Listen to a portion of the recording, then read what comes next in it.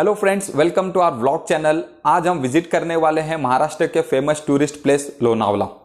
वहां हम मिलेंगे हमारे आर्किटेक्ट फ्रेंड से जिनका अभी अभी लोनावला का फर्स्ट प्रोजेक्ट कंप्लीट हुआ है। लोनावला में वैसे विजिट करने के लिए बहुत सारे प्लेसेस हैं, बट हॉलीडेज में अगर यहाँ विजिट करने जाएं तो स्टे के लिए होटल्स इतनी आसानी से नहीं मिलते। इसलिए प्राइम लोकेशन में स्टे करने या फिर इस टूरिस्ट प्लेस पर फार्म हाउस बनाने के दोनों upper and middle class family के सपने पूरा करने के लिए Eera developers and builders and architect Deepesh Dicholkar ने बहुत ही बजट फ्रेंडली बंगलो की प्लानिंग की है। आइए चलते हैं लोनावला, जानते हैं डिटेल्स में उन्हीं से about this project.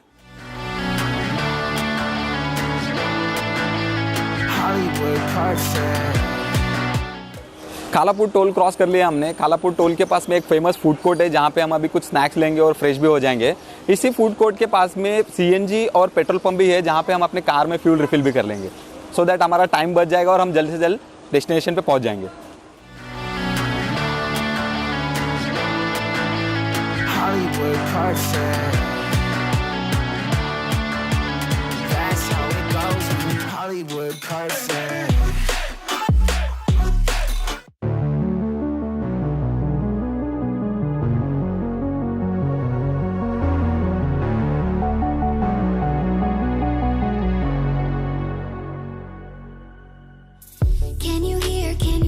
Can you hear my voice? Coming through the noise. I'm floating through outer space. I'm lost and I can't find a way. Oh, all the lights going dark and my hopes destroyed. Help me. Is anybody there?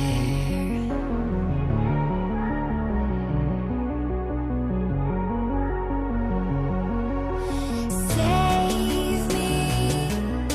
I'm running out of air.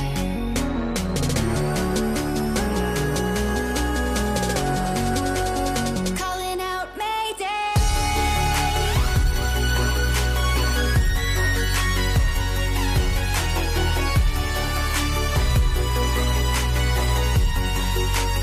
Calling out Mayday.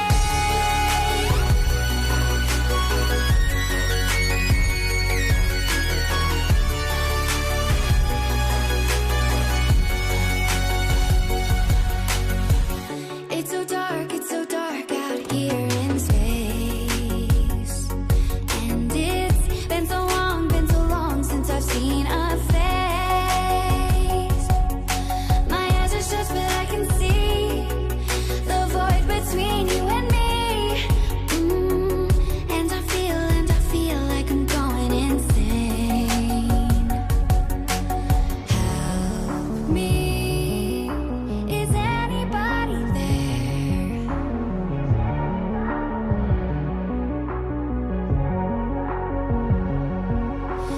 Save me. I'm running out of air.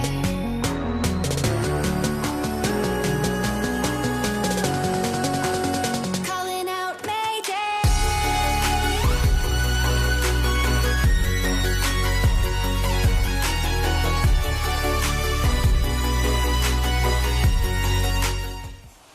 Hello everyone, आज हमारे साथ है Ira builders and developers के honour हमारे साथ में। आज ये बताएंगे लोनावला में जो प्रोजेक्ट चालू है इसके बारे में कुछ। सर, आप कुछ प्रोजेक्ट्स के बारे में बताइए।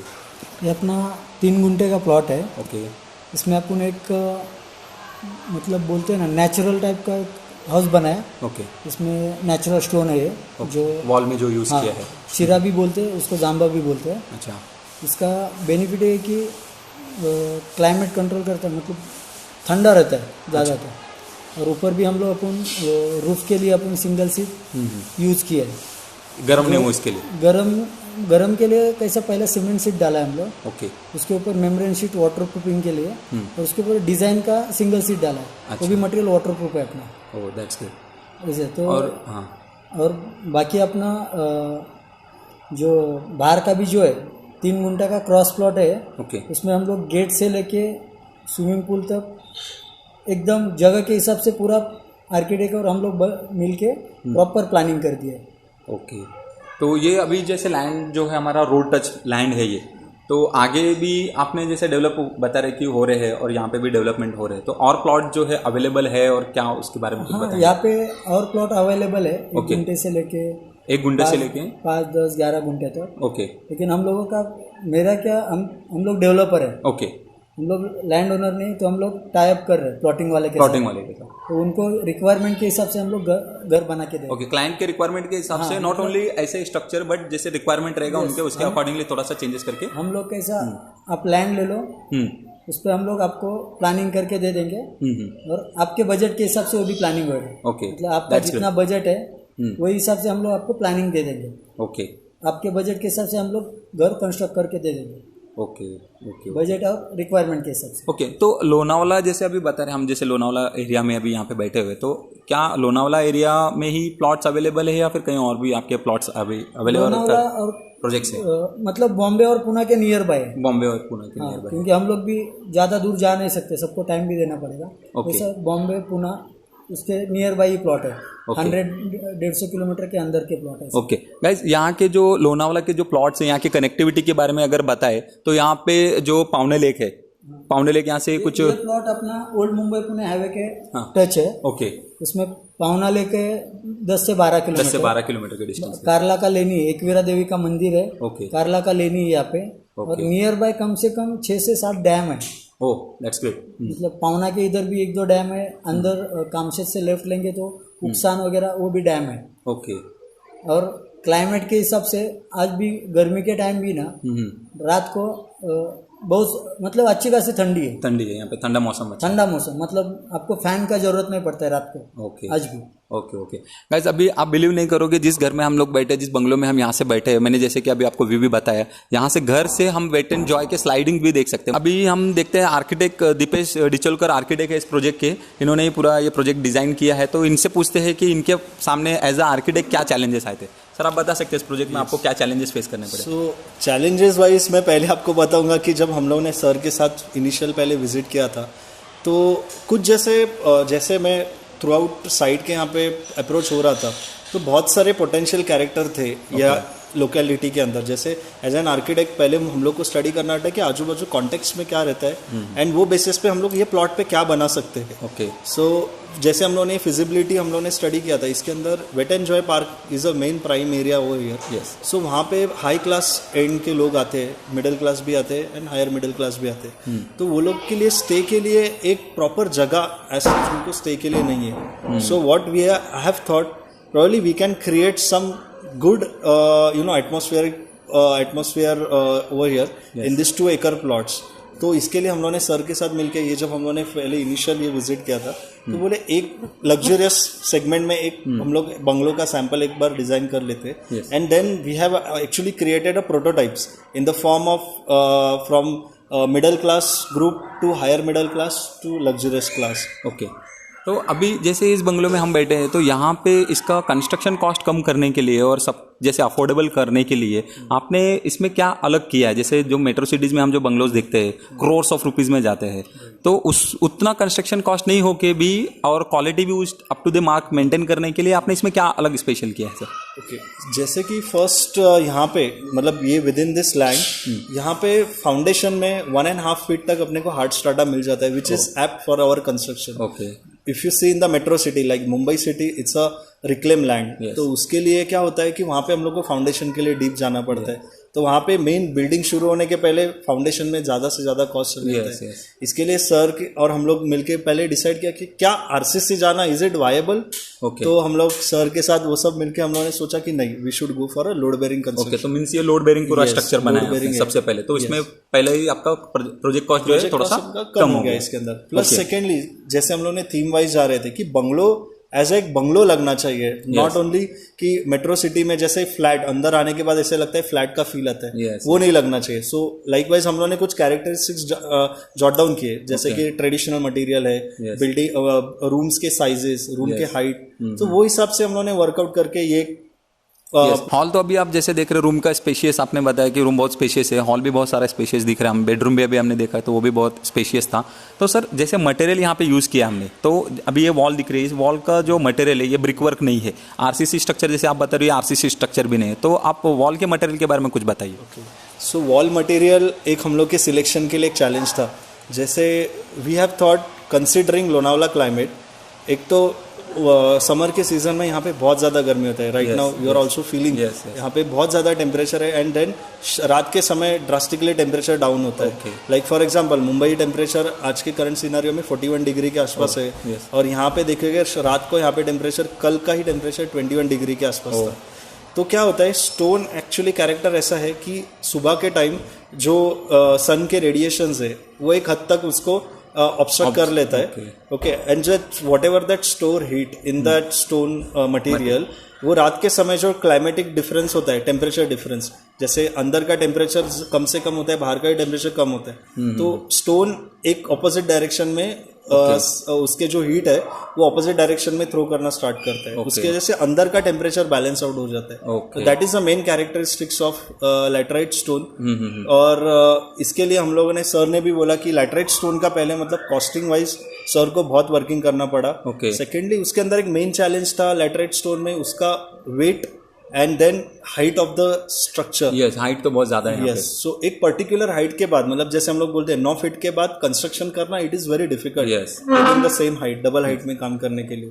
तो वो हिसाब से जो लेबर्स है, इनके खुद के स्किल लेबर्स से, और मेनली मैं बोलूंगा सर का एक अप्रिसिएशन करूंगा, उन्होंने खुद में खड़ा रह के यहाँ पे काम किया है. एज अ डेवलपर ये बड़ी चीज है, काम करवा के लिए ये क्वालिटी एंड ये फिनिशिंग मिला है इसके अंदर. सर, अब जैसे सीलिंग में भी अलग मटेरियल यूज़ किया है जो गर्म नहीं होने दे रहा. अभी हम यहाँ पे 3-4 बजे बैठे हुए, इतनी धूप है बाहर, मार्च अप्रैल मई का महीना चालू होने वाला है अभी जैसे, तो आप बता सकते हो कि क्या मटेरियल यूज़ किया जो इतना गर्म नहीं हो रहा है अंदर?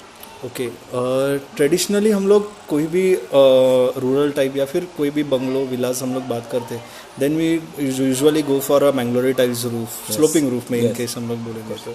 सो लोनावला में ऐसा है कि मानसून सीजन में बहुत हेवी रेनफॉल होता है, so we definitely have to go for the sloping roof. That is the one criteria.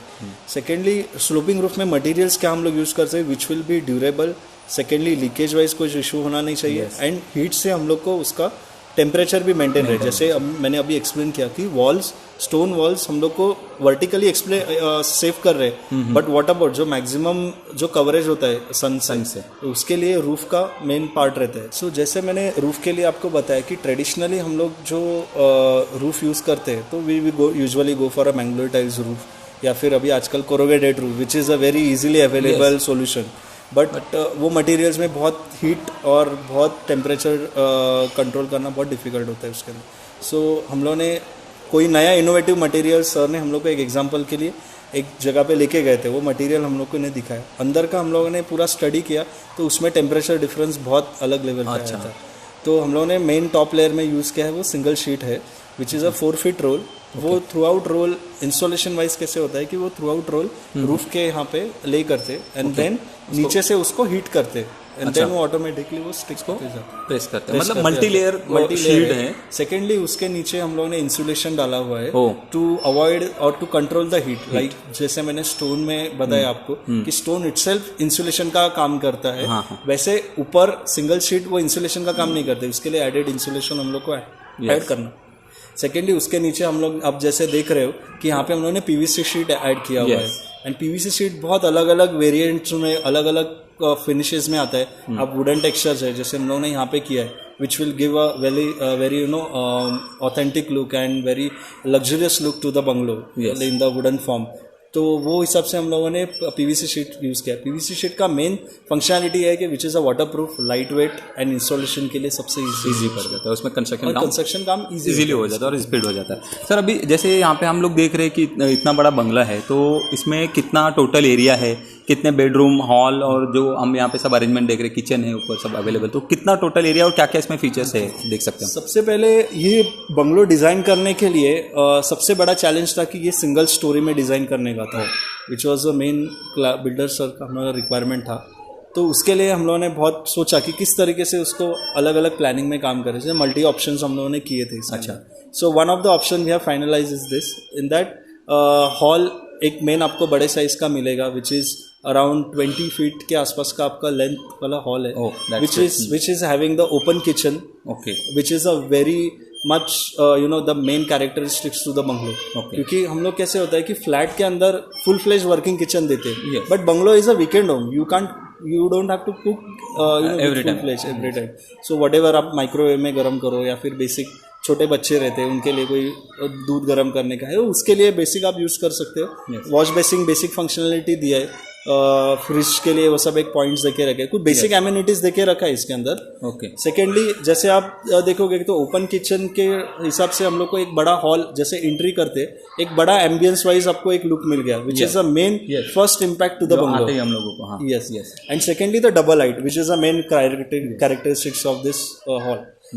Main characteristics कैसे होगा कि डबल हाइट मिलने की वजह से हम लोग एक एडेड बेडरूम ऊपर मिल गया which can be utilize by the children. Okay. So height wise और हम लोगों ने उसको लोअर बेड हाइट दिया है सो दैट वो एक अच्छे लेवल पे मतलब same bungalow same full floor पे आपको एडेड एक बेडरूम मिल गया. सेकेंडली ग्राउंड लेवल पे आपको 3 बेडरूम अलग अलग साइज के. One is a guest bedroom which has a attach toilet. Second is a one more added bedroom which is without the toilet. And second third is a master bedroom. अभी master bedroom का quality ये है कि master bedroom which opens to the private pool which is attach to our plot. जैसे अभी हमने देखा. Yes. And that in the morning if you see because it is a east facing master bedroom so morning में आपका जो fresh light and fresh air आता है उसकी वजह से बहुत अच्छे लेवल पे एक एम्बियंस आपका होता है. मतलब मॉर्निंग का जो शुरुआत होता है वो एक अलग लेवल पे सब कंसीडर करके ही फिर आपने उसके हिसाब से हम लोगों ने उसका लोकेशन दिया हुआ है.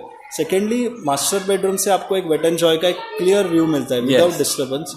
वो एक है. And then you can directly go into the open space with the quality of the French window. Sir अभी जैसे हमने देखा इसमें स्विमिंग पूल भी है तो स्विमिंग पूल के बारे में थोड़ा सा बताइए आप.